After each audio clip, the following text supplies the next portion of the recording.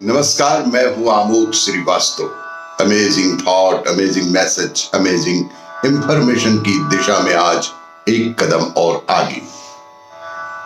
आज के इस दो चिंतन का विषय है मुक्तिदायक भावना और दूसरा है फल प्रकृति का वरदान।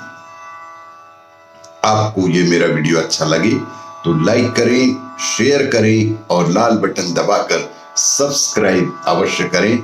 साथ ही बेल आइकन दबाना बिल्कुल ना भूलें। आज के इस कोविड के संदर्भ में 2 गज की दूरी, मास्क है जरूरी। आज के पहले चिंतन का विषय मुक्तिदायक भावना। कि आप अपने भीतर जितने भावों को पोषित कर सकते हैं उन सब में करुणा सबसे कम बंधन और उलझाव पैदा करने वाली है, बल्कि यह सबसे अधिक मुक्तिदायक भावना है। वैसे आप करुणा के बिना जी सकते हैं, लेकिन आपके भीतर वैसे भी भावनाएं तो होंगी ही। इसलिए बेहतर होगा कि आप उन्हें करुणा में ही बदल डालें, क्योंकि इसके अलावा हर भावना आपके लिए उलझन और बंधन बन सकती है। करुणा भावनाओं का ऐसा आयाम है जो आपको मुक्त करता है। करुणा भावनाओं का ऐसा आयाम है कि जो आपको मुक्त करता है, जो किसी भी वस्तु या व्यक्ति के साथ नहीं उलझता। करुणा सभी को शामिल करती है। अक्सर आपके प्यार का ईंधन जुनून होता है। करुणा का अर्थ है जुनून का विस्तार। हम देखते हैं कि अक्सर हमारे प्यार का ईंधन जुनून ही तो है, और करुणा का अर्थ है जुनून का विस्तार। जब यह किसी एक के लिए होता है तो इसे जुनून कहते हैं।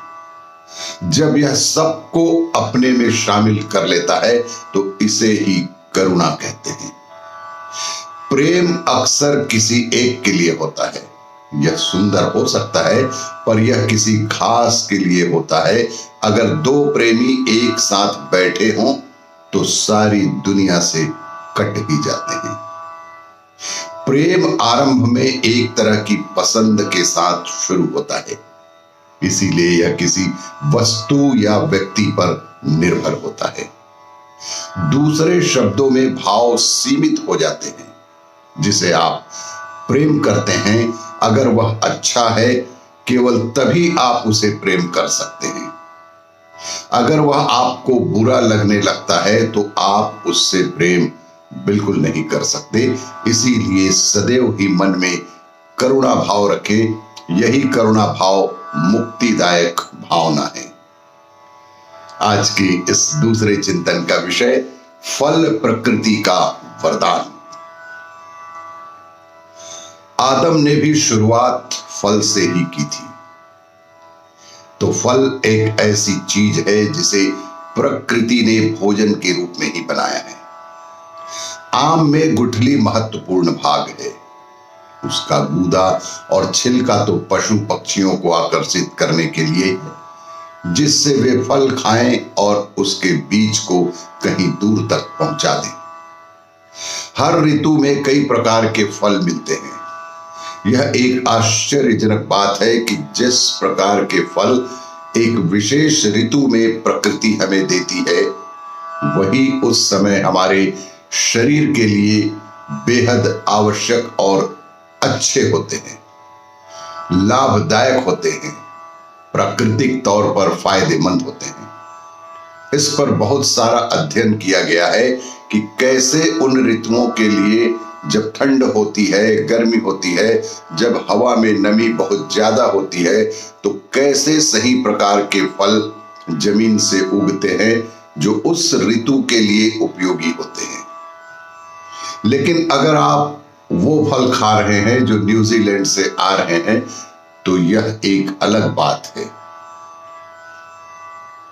अगर आप अपनी आसपास की जमीन के फल खाते हैं तो आप देखेंगे कि ऋतु के अनुसार सही प्रकार के फल आपको मिलेंगे। जो उस समय खाने के लिए ही प्रकृति ने हमें प्रदान किए हैं, और उस प्रकृति उस समय के लिए ही सबसे अच्छे हैं। सबसे ज्यादा आसानी से पचने वाला भोजन है फल। हमारे शरीर में सबसे जल्दी पचने वाला भोजन है फल। पाचन का अर्थ है जठराग्नि, पाचन अग्नियां। अगर इन अग्नियों को सबसे ज्यादा प्रभाव के साथ जलना है तो निश्चित ही वह फल सबसे अच्छे होते हैं, और इसीलिए फल हमारे लिए प्रकृति के द्वारा दिया गया एक वरदान है। आपको ये मेरा वीडियो अच्छा लगे तो लाइक करें, शेयर करें और सब्सक्राइब अवश्य करें।